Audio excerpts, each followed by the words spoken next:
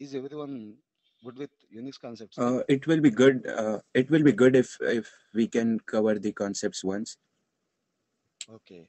So what I will do is 3 days I will cover Hadoop concepts. To understand Hadoop concepts, we don't need to have any Unix knowledge. So in order to cover Unix, I'll do it on Thursday. I mean Indian time, Indian dates. I think you people are on Sunday, right? It's Sunday night. Yes. Okay. So today, tomorrow, and day after tomorrow, I will cover introduction to Hadoop, then Hadoop distributed file system, and then Hadoop cluster. Then I will cover Unix concepts.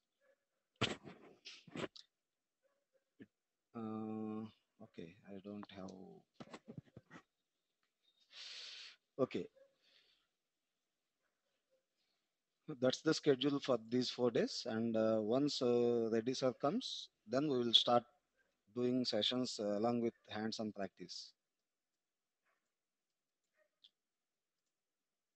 Okay, everybody can see my screen, right? Okay.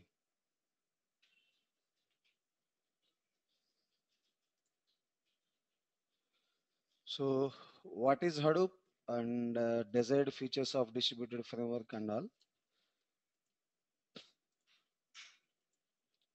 As we discussed a little, Hadoop is a distributed framework to process huge amounts of data, and typically we can call it as a grid operating system as because it can qualify it because it is already it's having all the required features of an operating system. Okay, and the core components of any operating system is kernel and file system. So here in Hadoop, we have Hadoop distributed file system for storage and MapReduce as a processing model. And the beauty of Hadoop is it can process structured and unstructured data as well.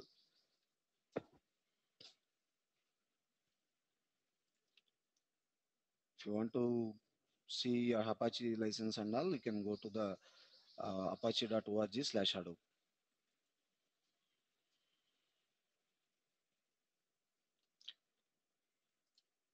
So we'll quickly go through the evolution of Hadoop. When the creator of Hadoop, Doug Cutting and his team, along with Mark Caffarella, when they are trying to build a web crawling engine called Notch, uh, they were succeeded about processing the data, but the problem is they are facing problem to complete the computes in an expected time. So they are in the trouble, and at the same time, Hadoop, Google publishes their GFS paper in the 2004, and how they are achieving huge computes using MapReduce paradigm. So they introduced the same features in Notch, and they get succeeded in building that project.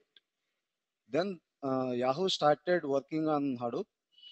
They started Hadoop project, and they hired Duck Cutting and their Notch team, and they started working on building Hadoop project.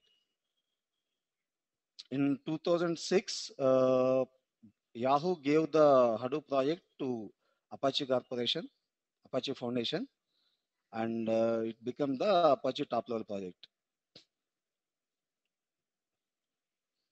And in 2006,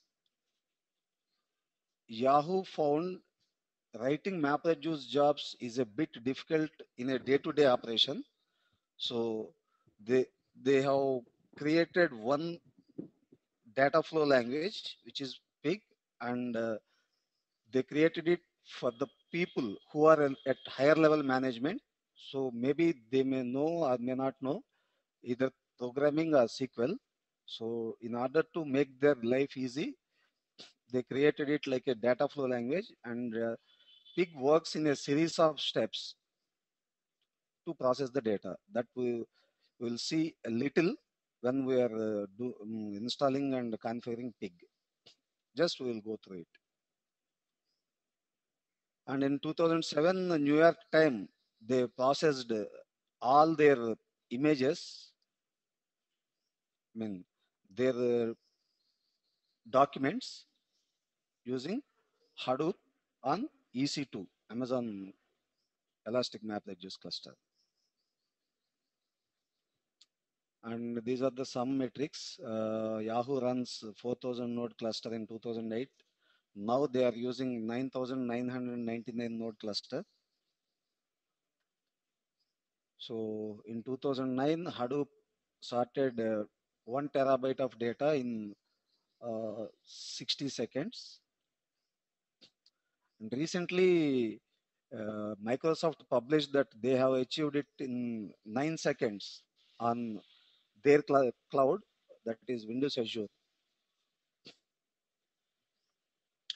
So in 2010, Facebook launched Hive project for SQL supporters, and then all Hadoop team were hired by Cloudera, and Cloudera is the major distributor of Hadoop.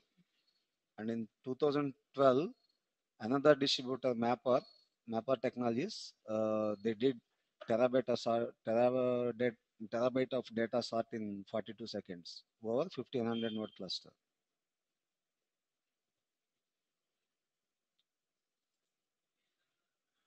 So while designing Hadoop, they designed it based on some axioms.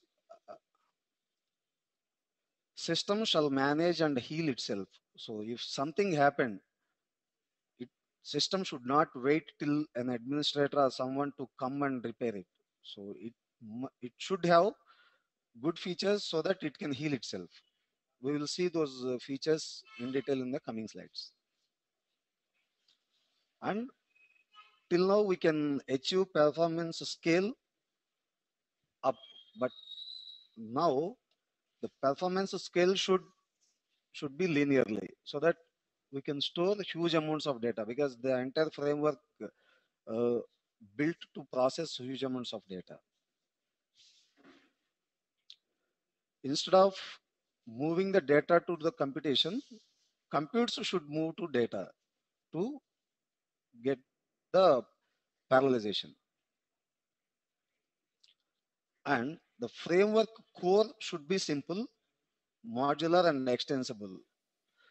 The problem with other frameworks is they are having very huge core, and in order to have updates, you have to replace the core always.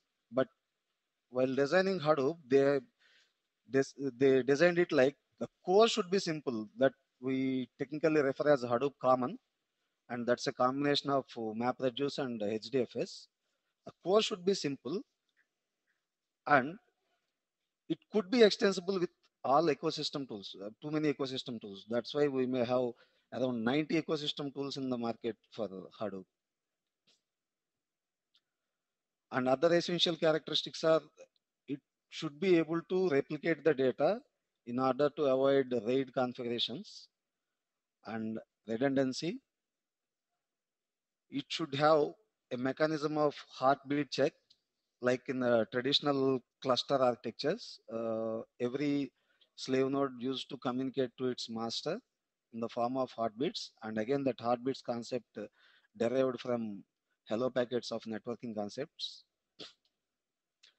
And cluster should be able to rebalance itself, because if some machine goes down, or if we add machines to the cluster, it should be able to rebalance it. Instead of shutting down all entire cluster and adding the nodes and bringing it up, the cluster should be able to rebalance, I mean adapt the hardware changes, and it can scale speed and efficiency. It should be able to increase storage, and it should be able to enhance performance and efficiency. And the system should be fault tolerance. If anything goes down also, the processing should not be stopped. Task restart, when we submit a MapReduce job, if for any reason, whether the job goes down or if the machine is not available or any software or hardware failures, the task should be restarted by the framework itself, not by the developer or the administrator. Chaining of jobs, that now we are doing the chaining of jobs using workflow engines like Woozy and others. Graceful restart or look ahead or speculative execution will, I think Reddy covered speculative execution, right?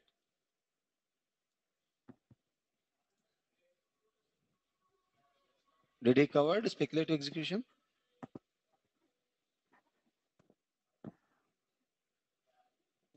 Can you, if you could tell us I'm again? not sure.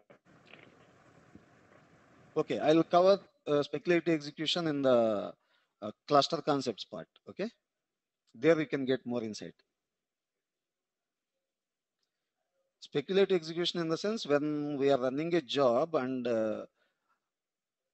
that machine is already having all MapReduce slots filled, it should not wait till one or more jobs to be completed.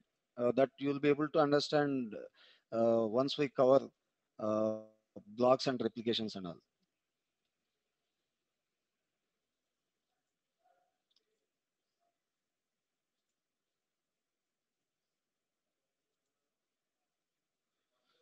So same things. This is a typical explanation about Apache Hadoop. So core Hadoop components are distributed file system and MapReduce. MapReduce is a programming model.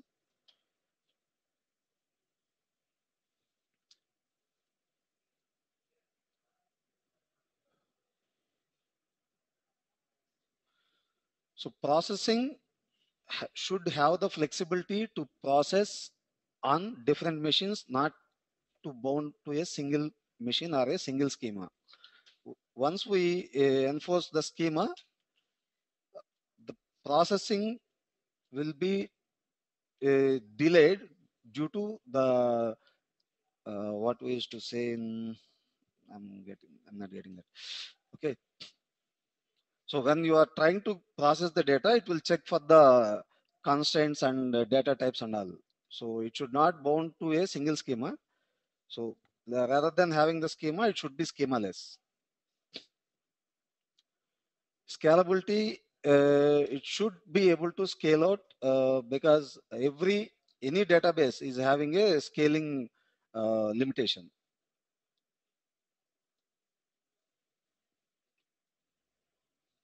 And I don't know what are the ETL bottlenecks, but as I know, it doesn't have any bottlenecks like building up schemas or something. I don't know. And low cost, in order to set up a Hadoop cluster, we don't need to have a very high-end database class servers. Hadoop supports for the commodity hardware, that is like whatever the available servers in the market you can set up.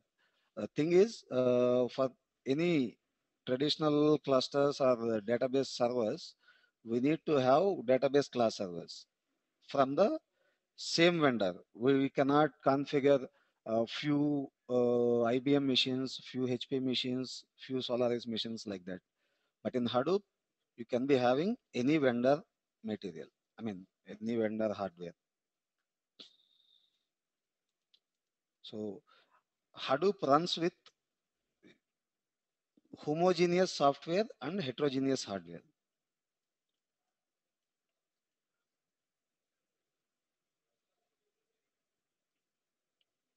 So that's what this meant by open source platform guards against vendor locks.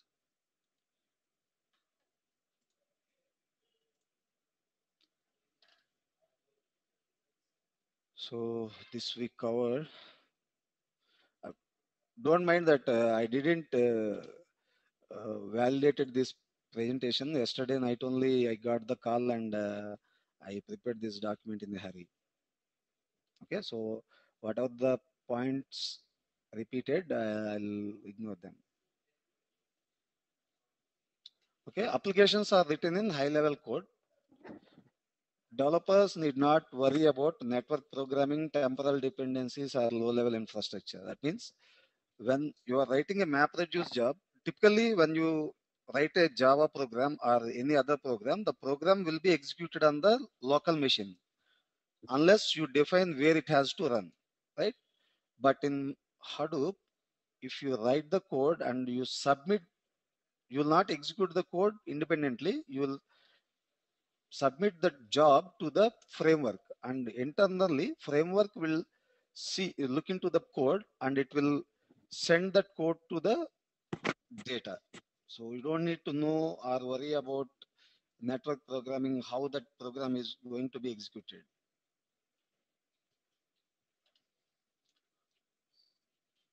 And nodes talk to each other as little as possible.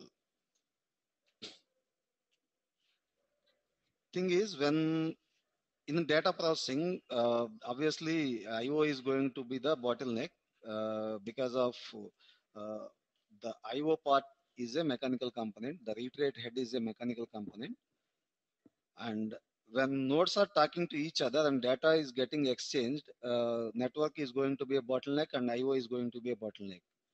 So the developers code should not be in a manner where nodes are trying to communicate each other, because in Hadoop cluster nodes will never talk to each other unless they get a update from its master. That will happen very little. That will cover in the cluster concepts when nodes are going to talk to each other, because Hadoop works in shared nothing architecture. That data is spread among machines in advance means we are moving computation to the data and we are not bringing the data to computation. So in order to execute your computation, data should be available just before computation is moving there. And this point we will cover in the HDFS part. Data is replicated multiple times on the system for increased availability and reliability. Okay, we'll start understanding Hadoop HDFS a little from here. In any operating system, when data is getting stored, data will be splitted in the form of blocks. That's a job of file system. Typically, file system will split the data into some chunks, and those chunks will be stored on the disk. In any traditional operating system or any distributed framework, the block sizes would be very less. For Windows, it's going to be 1 KB by default, and for Linux, it's 4 KB by default.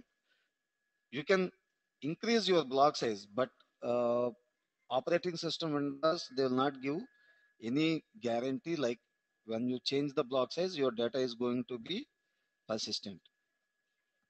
So for clusters, the cluster server providers will allow us to increase the block size. That when I worked with Veritas cluster, we used to have 64 KB block size.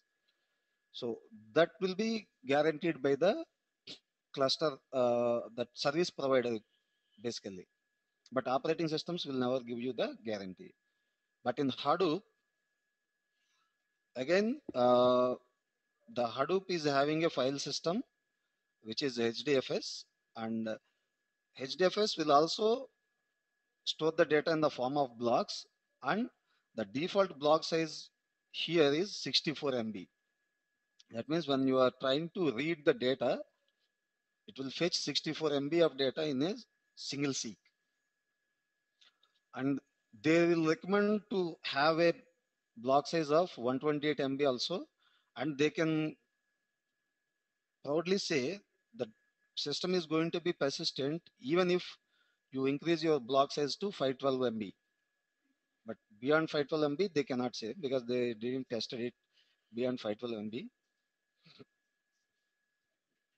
And this block size purely depends on your use case, your data size, and your processing model.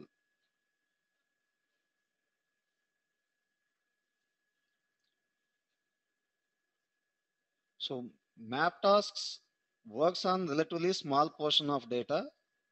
That's because of getting parallelism.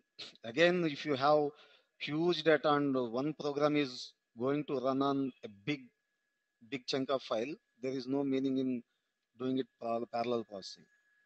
So that's why they have defined like your block size should be, I mean, can be of 64 MB or 128 MB or 512 MB.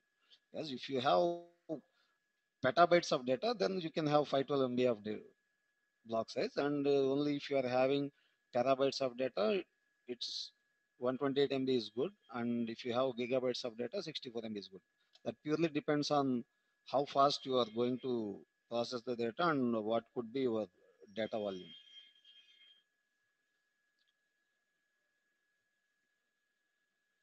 Okay, so a master program allocates work to the node such that a map task will work on a block of data stored locally on the node whenever possible.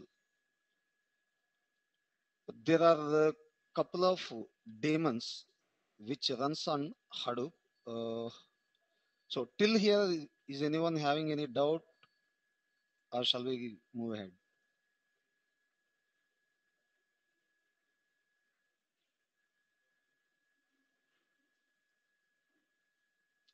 Are we good till now? Yeah. Yes. Okay. Yeah, thanks. But the thing is, quite many things are getting repeated. We have already gone through all those things, like Oh, core Hadoop concepts, how does it work, and all those stuff. He has even shown us with the diagrams how the work is splitted and all those stuff. So if you could, skip these all things, and if you could be fast on these all things, it would be good. okay. Because I'm not aware of that. Because Reddy is not available, and Okay. organizers called me yesterday only. So okay, we'll quickly go through these things. Okay. Because we have already had 3 classes of Hadoop, Yeah. Okay. so If basics were already covered. Yeah, we are done with the basics. okay, then we'll go to HDFS straight away. Just see the slides. If anything not covered yet, just let me know. Do we cover big data stack? No. Okay. No. Okay. No, we haven't covered it. Okay. So I ecosystem. think we have covered the map reduce part. We haven't covered the file system part yet. Yes, MapReduce. Anyway, I'm not going to cover that because I'm not qualified to do MapReduce. I'm only a Hadoop administrator. I know a little bit of MapReduce, but I don't know how good I am to explain those concepts.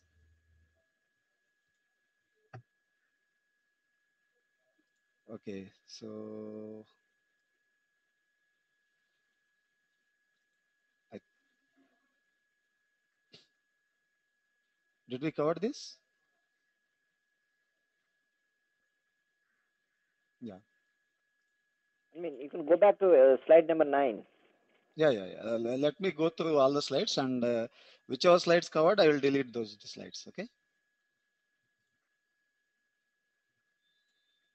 Maybe graphics are there. So I think this we covered. Yeah, HDF is not covered yet.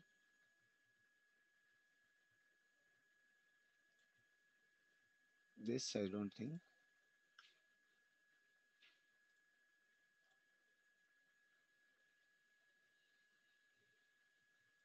And so on, I'll send it to you.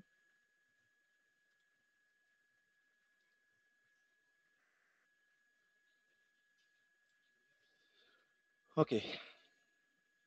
I think ecosystem he covered, right? Okay. Yes. So this is how big data stack looks like. When we talk about big data, Hadoop is going to be the heart of big data. So no one can really eliminate Hadoop intervention in big data processing. That's why that much of speculation is there in the market, like Hadoop is going to be anything in the world. The reality is only Hadoop is a piece of big data processing, and it's a processing, processing engine. So, okay, so if you see the diagram, you'll get half of the things done. We have too many things, and even I'm not sure I'm good at all these concepts, but I'll try to explain it as my best. Once you see the diagram, whenever you come across such scenario, then definitely you'll be able to figure it out. That's what my intention is, to put this diagram in place. Okay.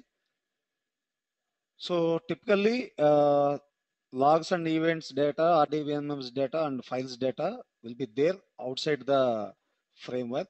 From there, we will bring all those, whatever the data we are going to process, we will integrate the data into Hadoop cluster. So in Hadoop, we will be having metadata storage, file storage, record storage, depending on whatever the tool you are going to use for the data processing. If you are using Hive, Hive have its own tables. Hive, we used to call them as Hive tables, and they are not uh, schema defined, and our constraints are the data types defined. They are flat tables like Excel. You can put any sort of data. So that's why we used to say Hive works on schema on read. Hive will never ask you to enforce data types or constraints or anything while you are writing the data into Hadoop. But when you are trying to query it, Hive works with query in SQL. So it will ask to define the schema. So you can define the schema while processing it. And Hive stores metadata in the local database. So every operating system used to have one internal database in order to keep its metadata, operating system metadata. Hive use the same database if you don't configure an external database. If you configure, you can configure any database to store Hive schema, but typically will not do it. Few clients, they asked to configure MySQL for its metadata. There is no big difference if you configure your own database to Hive metadata, or if you use operating system metadata. Typically, every operating system will comes with a default database called Derby, any Linux flavor. So if you are processing your data in HBase, NoSQL databases will come into the picture. Or if you are processing data in Hadoop HDFS itself, then you don't have any schema and all. You simply copy your data, log data or files, simply to one folder in Hadoop file system.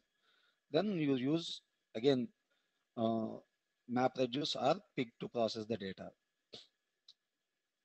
So MapReduce is also a one processing model. You can do streaming, and there are other processing models, graph processing and message passing interfaces are there. For that, you can use any language or library or workflow or any scheduling engine. There is no specific language which is mandatory to do any of these. You can use Java, Perl, Python, Ruby, or whatever the programming language you know which is having IO.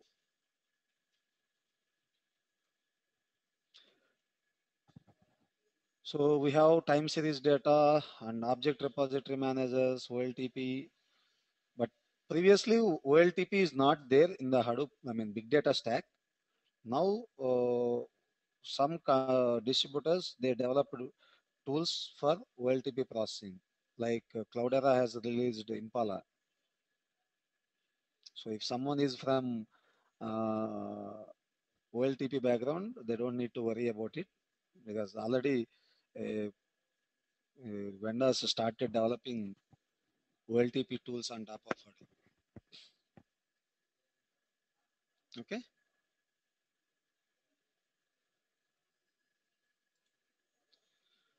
So if we come to ecosystem, Hadoop core is going to be the central, that is HDFS and MapReduce. You can see my mouse pointer, right? So on top of which we have higher level abstraction languages like Pig and Hive. Pig is a data flow language and Hive is a metastore. HBase is a key value store. It cannot be qualified as a database. So they define it as a key value store. Zookeeper is a coordination service which runs on machines in order to get applications to work together. So in order to run HBase, Zookeeper is mandatory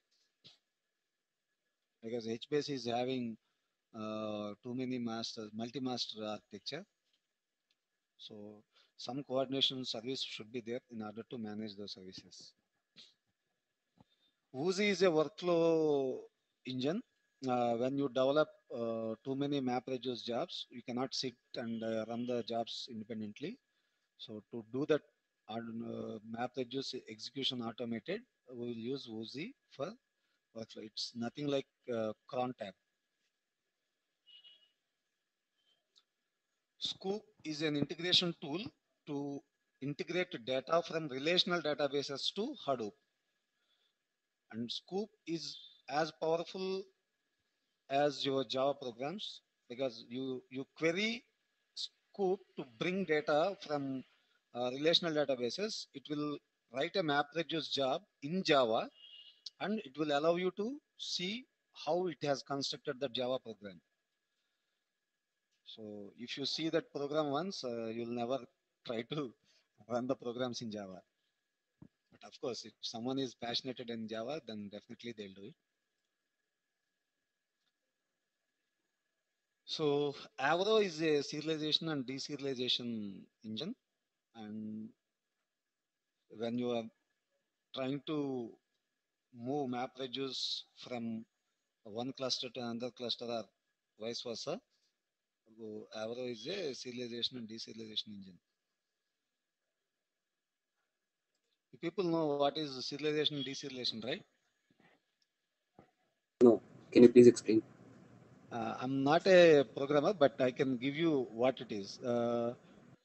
It transforms bytes to object and objects to byte. Okay, when you are going to execute the code on other machine, it will convert the object code into byte code and from byte code to object code. And you have to Google it a little. That's what I know about serialization and deserialization. Yeah, we understand that, but why do we need that in Hadoop? Yeah, you will not. There are some scenarios where you run that MapReduce jobs in different places, or one application may not know what other application is trying to process, right? So in order to make other applications, one program to be executed by all applications, we use serialization, deserialization, and you have to work a little on serialization and deserialization. Yeah, just a quick question. You said that Yeah. the program decides where the data is. So program would be processing the data on the local machine. So why would we need to serialize the data? Yes, for that, I think only developers can give you the answer. I'm Okay. completely dumb with respect to programming. Okay. So I'm like a robot to set up Hadoop cluster or Vetus cluster or any Unix servers. Because My brain processing will never allow me to understand programming concepts, and I'm not able to understand it till now.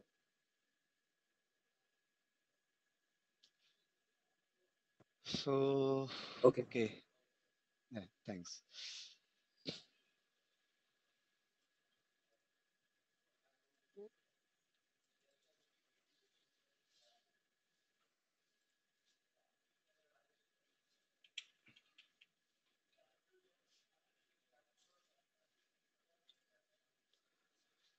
So, this is another way of representation of the same diagram. So, this is the way how data comes into Hadoop, and these are the ecosystem tools.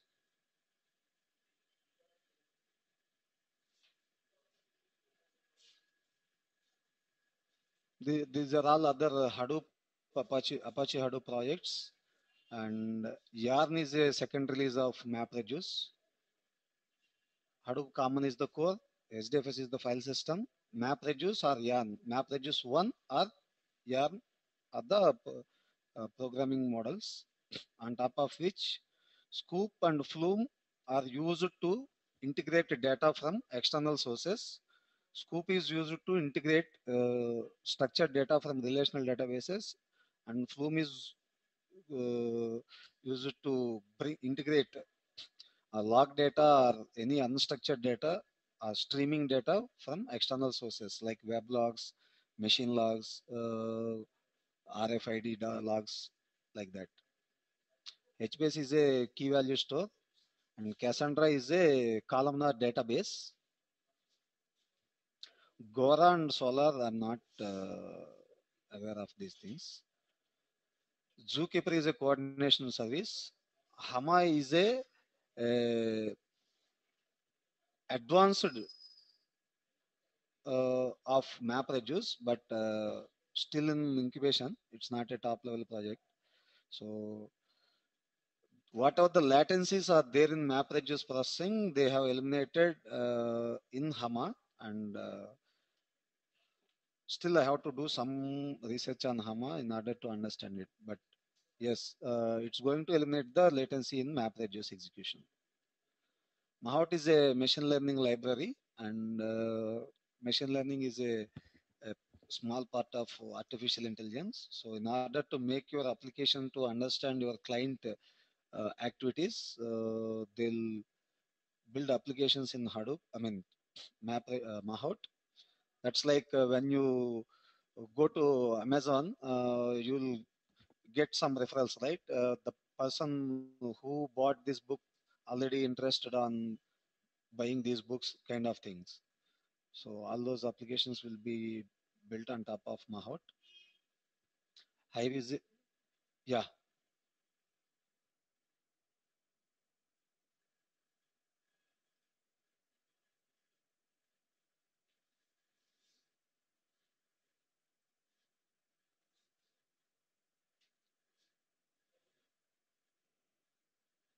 We have to install separately. They are all ecosystem tools.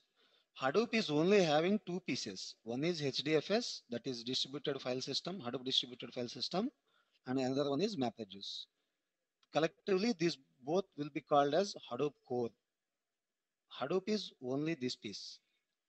But all these tools are built on top of Hadoop, and they can be executed only on top of Hadoop, apart from Pig. Now, Yahoo is building Pig to execute on any platform. But for this instance, we can assume that all these tools can be run on top of Hadoop only. They are all Hadoop sub projects.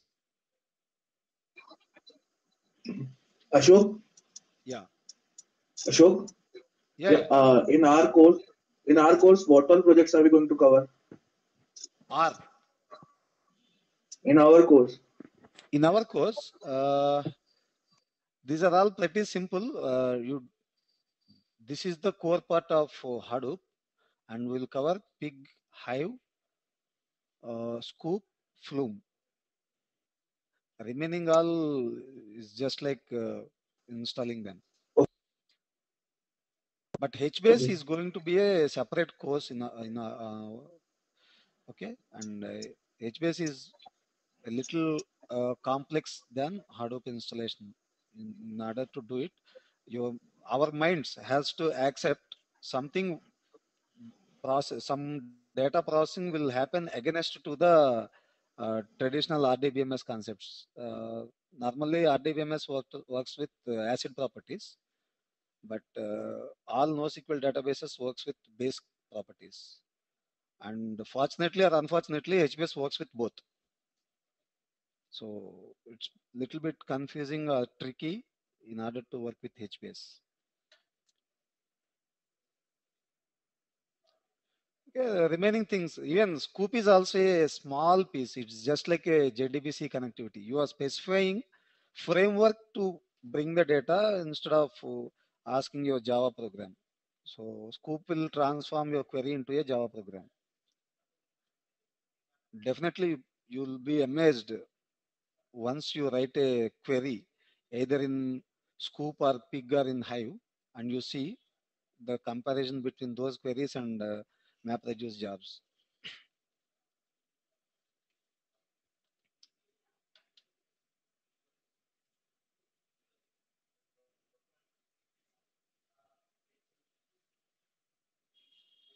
And I covered till this two, right? Pig is a data flow language, Hive is a meta store. Chukwa and another thing is Scribe. Chukwa, Scribe, and Flume. Those three were used to bring streaming data into Hadoop. Scribe, it's eliminated, I think. They dropped that project from its stack, so that's why I didn't mention. Chukwa is still active. Avro, as we discussed, it's a serialization and deserialization. Vir is a cloud deployment tool. When you are deploying Hadoop instances on Rackspace or Amazon Cloud, then Vir is going to automate that deployment. There are two APIs, Thrift and REST APIs. I don't know what they will do, but Thrift is a Apache stack. Woozy is a workflow engine to automate your MapReduce job execution. Okay, is there any doubt still now?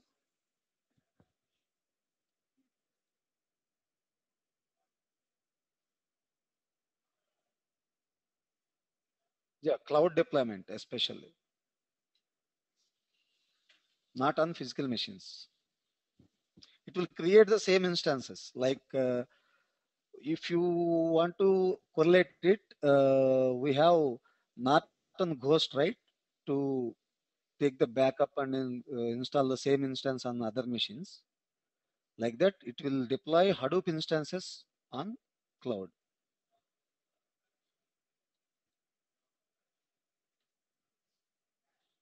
Am I clear? Okay, thank you. Why jump to fault tolerance? Okay, we'll come from here. I don't know why that there. So this is the high level architecture of Hadoop. You'll will be having transactions with Hadoop that we will refer as a Hadoop client. The Hadoop client can be a human or it can be an application which tries to interact with Hadoop. Okay. So there are two kinds of operations. One is IO operation. Second one is MapReduce execution. Okay. So in Hadoop, we have typically 5 daemons. Here I have mentioned only 4.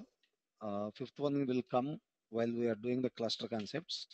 This is Hadoop understanding, so I didn't kept it here because that doesn't make any sense. Okay, so here we have 4 daemons: name node, job tracker, data node, and task tracker. Okay, name node is the master node for all daemons. Job tracker is the master for task tracker, and name node, as it's master for all, but again, data node is the slave for name node. So when we are trying to write data onto Hadoop cluster, the transaction will be done by name node. There is no involvement of job tracker or task tracker for IO operations. When you write a file to Hadoop, first the query will be read by name node, and it will identify where that file has to be written, and it will give that it will allow the client to write the data directly to the respective data nodes. Just try to get up to this. Okay, there are too many transactions involved in it that we will cover in HDFS and cluster concepts. So when Ashok, can you repeat this? yeah, when we are trying to write the files to Hadoop file system, the metadata will be given by the name node, and we will write the data to file system directly. But the transaction will not see the query is going to name node and name node is giving the metadata. We will try to write the file, and at this point, it will fetch the framework will fetch the information from meta information from name node, and framework will write the data to respective data nodes. Uh, Ashok, is name node like inodes, which we have in the normal file system on Linux? Yeah, it's something beyond inodes. Oh, Okay. Okay, that I will explain all the transactions in detail, but I'm just explaining how high level architecture has been done. My intention is to, when we are writing the file, the information file, I mean, data nodes information will be given by the name node, and we will write the data to data nodes. That's it. okay. Okay. And when Yeah. we will submit a MapReduce job, that MapReduce job will be submitted to the job tracker. Okay. And job tracker will contact the name node to get the metadata information, and it will execute, it will assign the MapReduce job to the task trackers. Just till now, you please understand. The remaining things I will explain in the coming slides. Okay. Thank you. Okay, when IO transaction happens, that goes from 1 second. I think a marker here, right?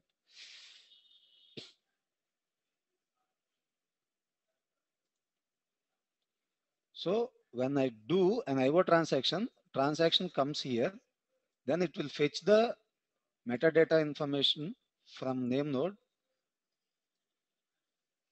Then I will write the file to data node. Here I represents file framework. You submit the file to framework. Framework will fetch the information from name node, and it identify where it has to write the data, and it will write it.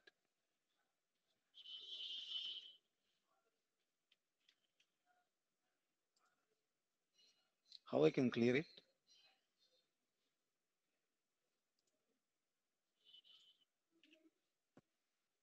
Okay, let it be.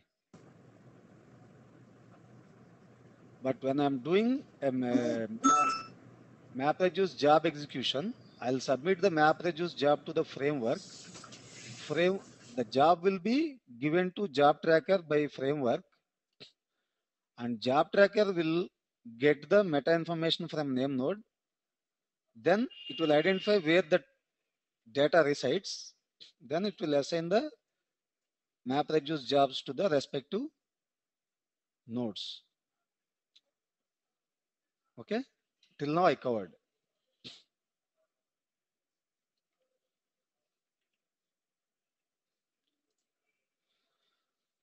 Okay.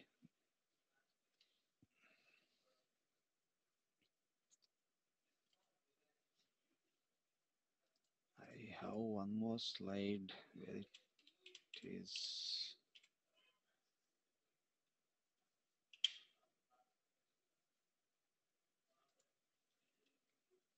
Let me show you one more.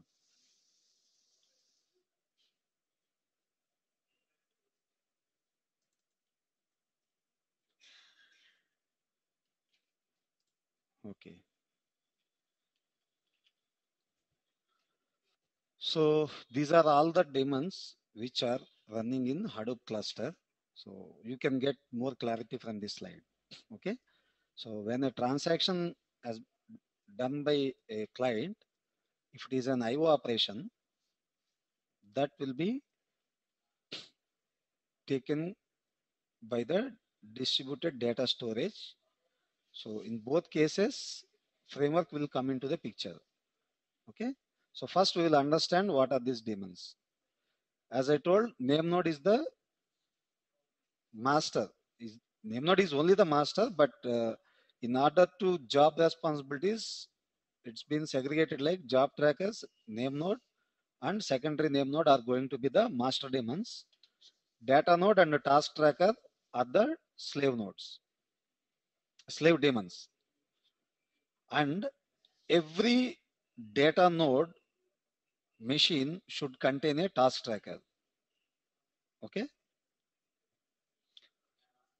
The jobs of master nodes, name node, which holds the metadata of framework or file system. It contains all metadata like how many nodes are there, how many racks are there, how many nodes are there, how many blocks of data is there. Job tracker, which manages MapReduce jobs, it will allocate MapReduce jobs to the task trackers. Okay. And secondary name node, it just a replication of name node, and it will do some housekeeping functions that we will cover in the cluster concepts part.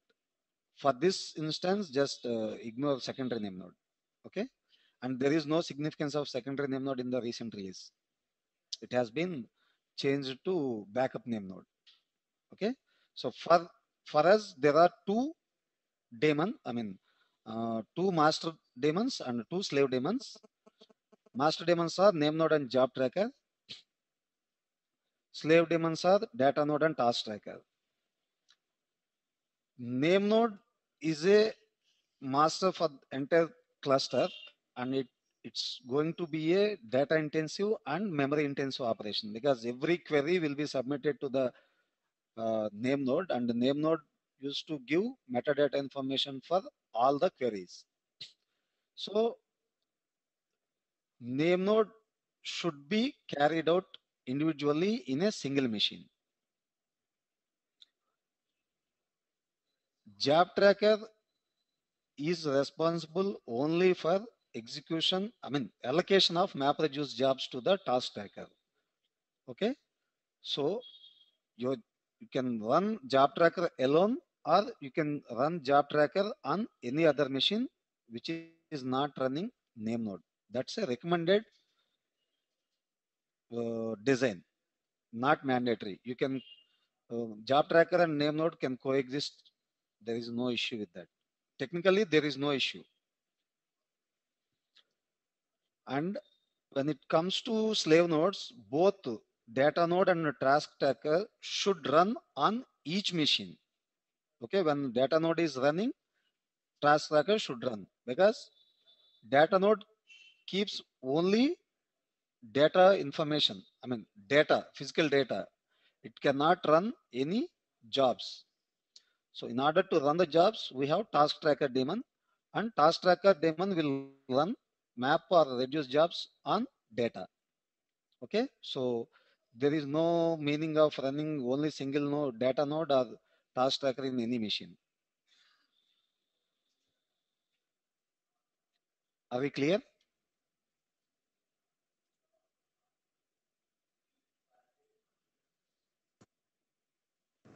Yes. You want me to repeat? Anyone wants to repeat it? Please ask. Yeah. Sorry. Yeah. Because this is very crucial to understand Hadoop. So configuring or setting up cluster is not a big deal because there are repeated things. There you don't need to use your brain. You just need to know what parameter you have to set in the configuration file. It will be done. As simple as that. So, okay. We have 5 daemons running in Hadoop cluster, secondary name node, just ignore for this instance. So here we have name node and job tracker as a master daemons. Name node will carry entire metadata of Hadoop cluster. Okay. So again, we will discuss what is that metadata in the coming classes. But for this instance, name node carries complete metadata of Hadoop cluster. Okay. And whenever someone queries the framework for any service, name node will provide the metadata information for that request. Okay, so for every query, name node will respond. So that's why name node is the supermaster. Job tracker is the daemon which manages all MapReduce jobs. So when someone submits a MapReduce job to the framework, the MapReduce job will be accepted by the job tracker, and job tracker will get the metadata from name node. It will identify on which data nodes the data resides, and it will assign the MapReduce jobs to the task trackers on the respective data nodes. So task trackers will keep on communicating with the job tracker, and the data nodes will keep on communicating with the name node.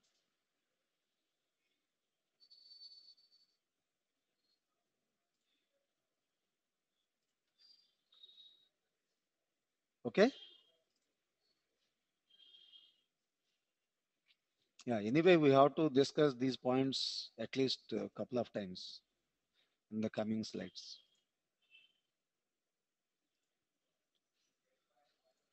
So, okay, this is a physical architecture. Don't assume that anything is fixed. This is a hierarchical representation. We have individual nodes. Okay, each box is a node, and collection of nodes will be called as a rack, and collection of racks will be called as a cluster. Okay. Every node will be running with some daemons. It's not mandatory that name node should be here, job tracker should be here, or anything should be here. Okay. Can be any machine, and there is no specific client node. Okay. You can query Hadoop from any of these machines. To understand it clearly, the representation has given like that. And these are all the master nodes, and these are all the slave nodes. As I told you, all slave nodes should run with two daemons. One is data node and another one is task tracker. Name node can be on any other machine. Job tracker can be on any other machine, like that. All the machines in a rack will be connected to a switch, and that switch will be called as a rack top switch, or else simply rack switch. You can say rack switch. Okay. Likewise, all the racks will be having one switch on top of it. Every rack is limited with respect to number of nodes. One rack should not have more than 48 nodes in its rack. That's the defaults of a rack. Okay. And the communication between the nodes inside a rack is going to be very high. And all the racks will be connected to a switch.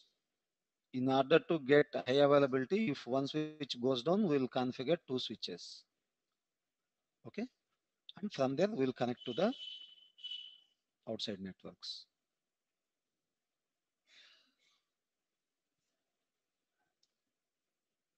Clear? And in Hadoop No, cluster, I have a doubt. yeah, please. What does rack mean? One is name node, another is job tracker. So, job tracker rack cannot talk to rack one. Rack two cannot talk to rack one. No. in any cluster environment, every machine can be communicated to all other machines, not even one or two. If I have 5 machines, A, B, C, D, E, A can communicate B, C, D, E. Okay, that's the architecture. Here it's a representation to understand clearly. This job tracker can be here, this name, secondary node can be here, or this client can be here. There is, yes, yes. It's just a stack.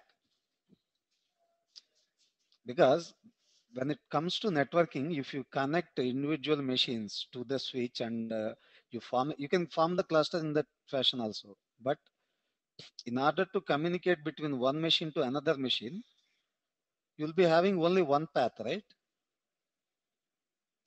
You assume that this is only one node.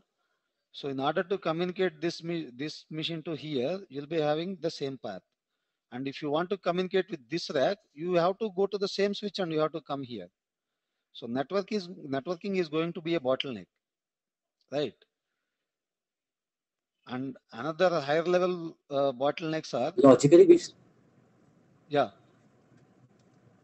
Logically, if we see, like, if you want to do data processing on rack 2, we don't have a name node on rack 2. So how do we write to rack 2? Or if we want some job to be run on rack 1, how does the job tracker works with rack 1? Basically, my question is, how do we decide that name node should be on the rack 1 or the job tracker should be on the... there is no such recommendation to like name node should be here or there or there.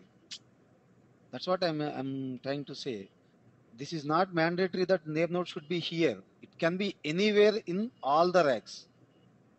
It can be anywhere. It can be on the last rack here also. The representation of daemons can be anywhere in any node. Yes, we can have them in any rack.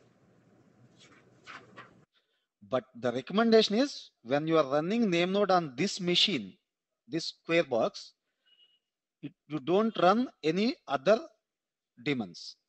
That's the only recommendation they have given. Again, it's not a restriction. You can run name node and job tracker and secondary name node on the same machine. There is no restriction. The only recommendation is don't run name node daemon with other daemons. Okay.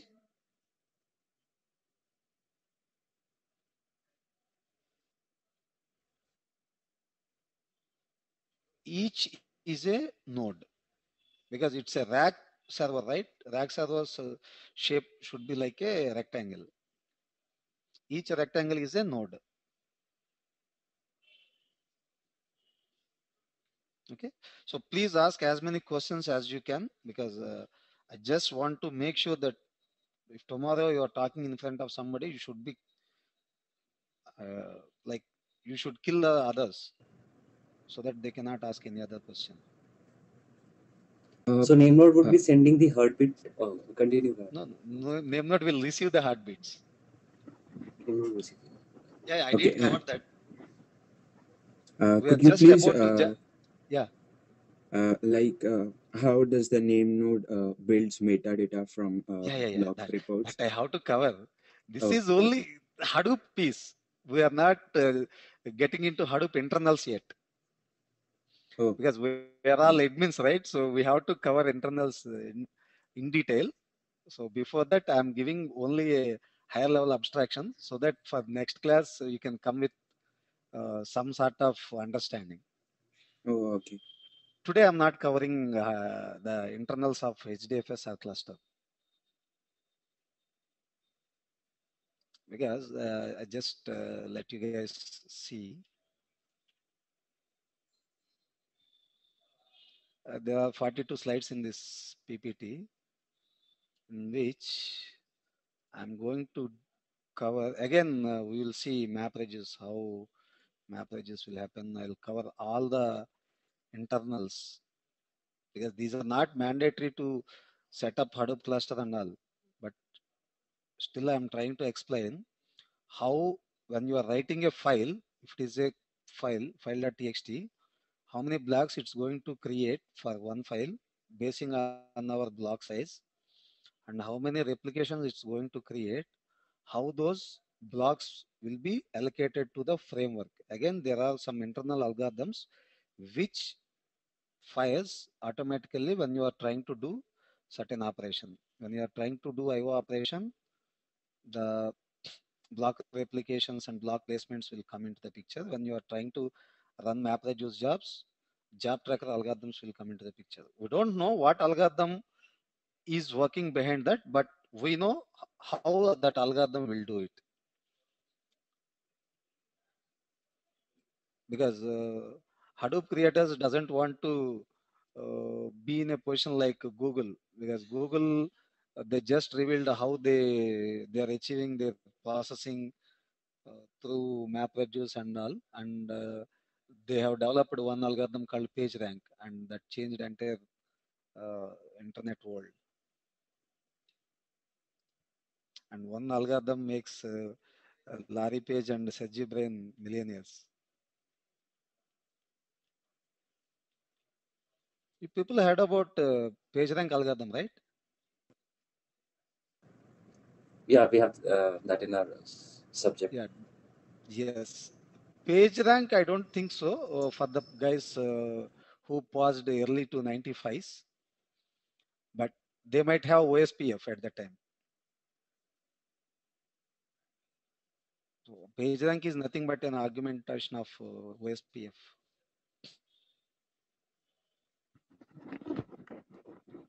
Anyone is having some touch with networking? I've done CCNA. Wow, great. Yes, Yeah, I good. So you'll be able to understand this TCP, heartbeats. Heartbeats is a just another term which uh, we used to use for hello packets, right? Every router will communicate to the other routers in the form of hello packets. Yes. Yes. So Hadoop is nothing new they have invented. They took all the good concepts of other technologies and they embedded into a single framework.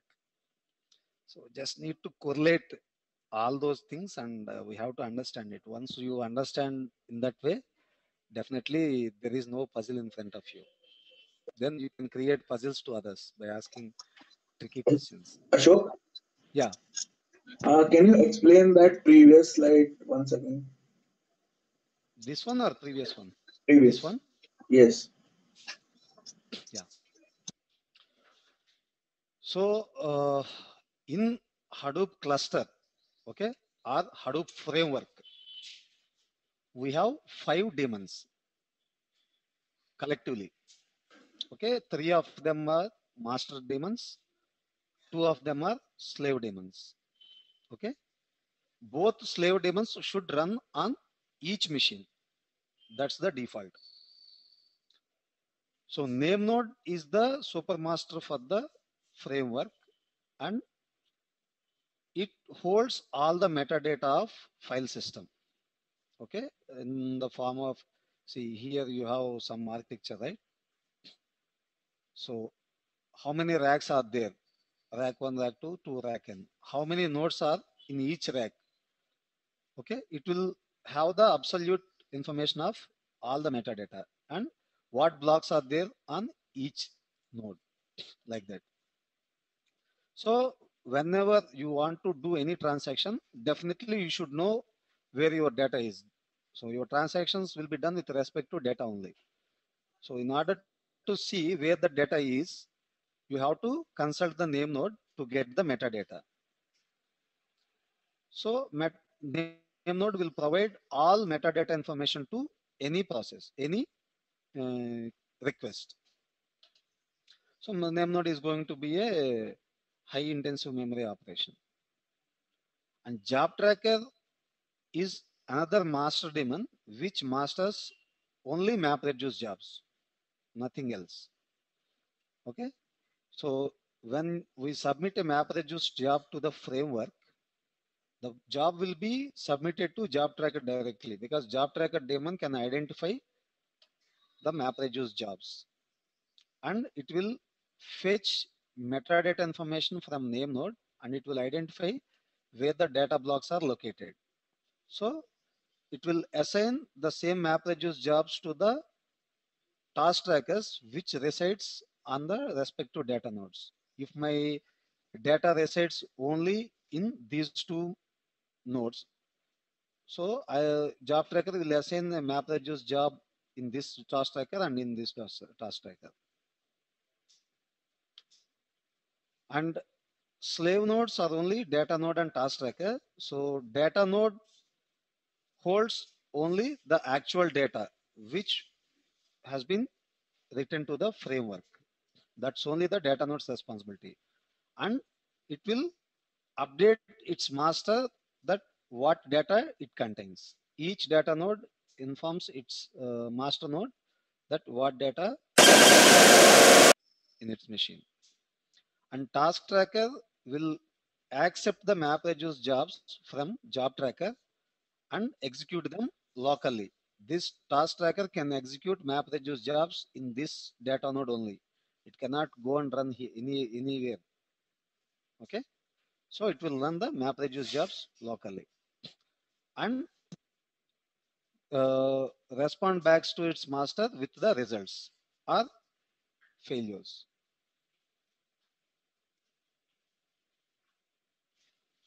Okay, so I have one question. In the second slide, where you have a rack one, where with job tracker you have again daemon nodes and task tracker.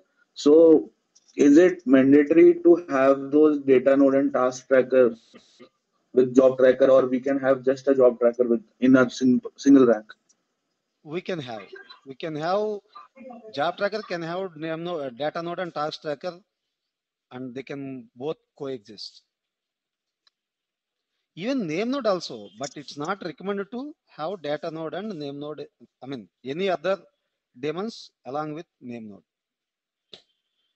We can have job tracker, data node, task tracker. We can have secondary name node, data node and task tracker. We can have job tracker and secondary name node, data node and task tracker. You can be having multiple combinations. There is no restriction for that technically. Okay. Why? Because for POCs and for practice purposes, there are typically three modes in Hadoop cluster installation. One is standalone mode. Second one is pseudo distributed mode. Third one is fully distributed mode. Okay. For fully distributed, this is fully distributed mode. That's why we are having too many machines, and we assigned one machine for one daemon. But in case if we have only one machine, you assume that this is only the machine, and we are going to install it for standalone purpose. Standalone machines will be given to the developers to develop MapReduce jobs, because no developer will be allowed to write and run their MapReduce jobs on a cluster. For normal Unix and other servers only, people will not allow the developers to work on it, right? They'll try to find out a qualified person who is having at least 5+ years of Unix experience. Then only they will give the servers. But the cluster is a combination of too many servers. How they can give the entire infrastructures into the hands of a layman? Maybe he's a very good developer, but with respect to maintenance, administration, and networking, he's not so good, right? So no one will dare. They will create a standalone machine with all daemons running on it. They will give it to the developer to develop the MapReduce code.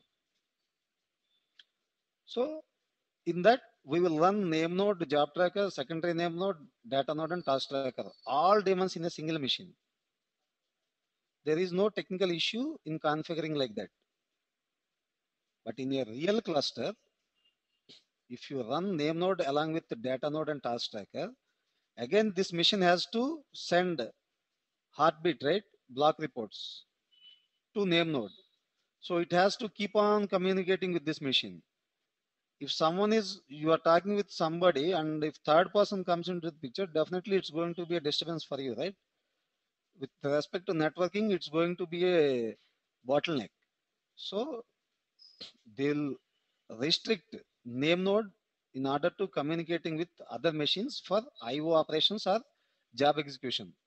For it will be allowed to communicate with other machines to query or answer back. That's it.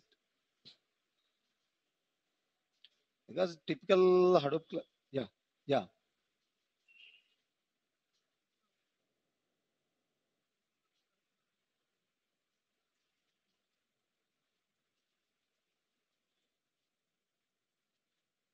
name node.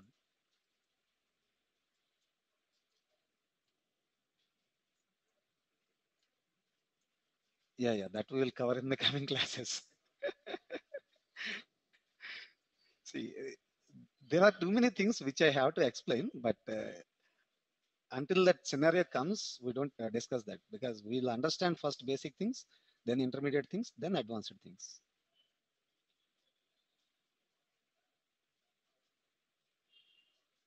Because failure is default, and high availability is not there in Hadoop. Okay, as you asked that question, I'm explaining you. High availability is the one of the major features in any cluster, right? So if one master goes down, the other master should come automatically. But Hadoop has designed with an intent like we will do only offline processing. So initially they haven't given that high availability option. But later on, people keep on asking how about high availability. Then they have embedded high availability in the recent version.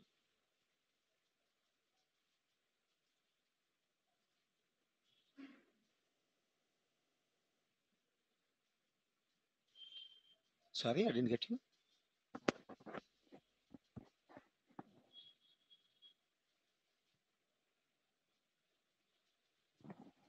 Every node is having a date. I mean, again, we don't have SAN storages or NAS or NFS modes, nothing.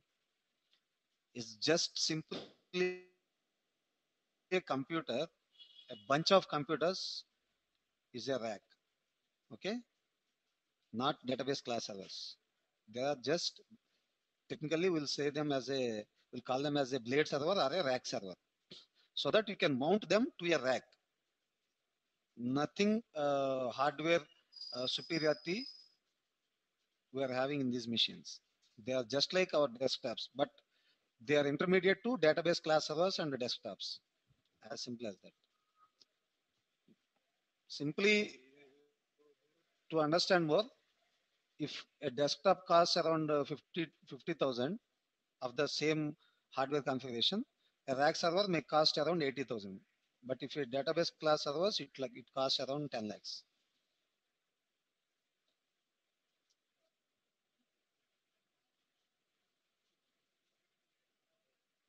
Disk is a normal hard disk. Yeah, disk is going to be a normal hard disk, but every machine is having a couple of disks, I mean hard disks in a JBOD configuration. Normally, we will configure multiple disks in RAID configuration, right? But in Hadoop, we will configure those hard disks in JBOD configuration.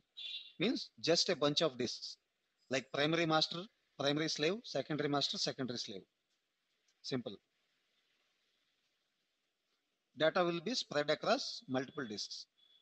And beauty is you don't know where your data is, but when you try to read the data or write the data, it will be done in nanoseconds.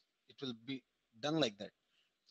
Again, read and writes will be done in parallel, right? If you are trying to read the data from, sorry,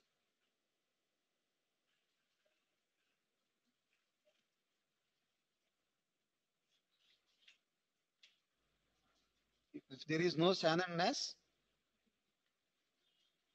I'm sorry, I didn't.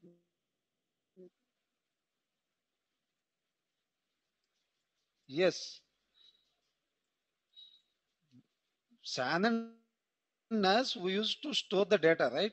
To fetch the data to computation fastly. here data will be fetched from the disks itself. That framework will do efficiently than NAS and SAN storages. How it will do, we'll cover. Because here everything will be done in parallel. Almost all 99% of process will be done in parallel. So you'll understand it like you are doing this by dividing and conquer. You'll split the data, you'll process it independently, then you'll club it. The only latency is bringing up the individually processed pieces and adding them. That is only the time consuming thing. Remaining all simple.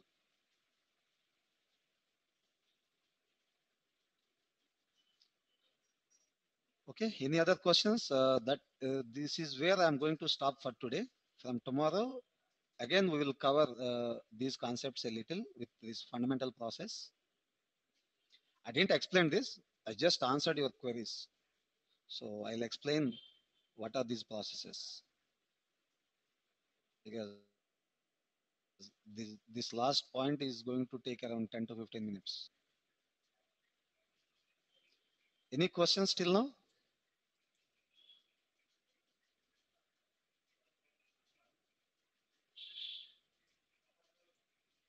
So if no questions, we can conclude this for today. It's already 8:30 here. Thank you. Okay, guys. See Thank you. tomorrow. I'm going to end the session. Bye-bye. Thank you. Have a good day.